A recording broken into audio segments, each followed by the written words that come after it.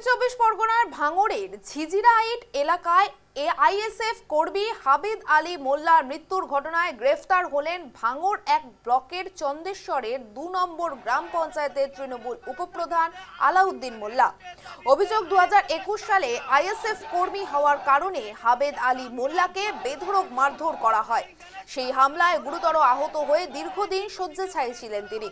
পরিবারের দাবি, বছর ৫-এর মধ্যে মৃত্যুর সঙ্গে লড়াইয়ের পর রবিবার বাড়িতেই তার মৃত্যু হয়। এরপর অভিযুক্তের গ্রেফতারের দাবিতে বিক্ষোভে নামেন আইএসএফ কর্মী সমর্থকেরা।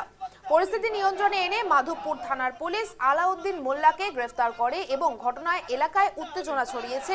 পুলিশ মোতায়েন করা হয়েছে এবং তদন্ত এখনো চলছে।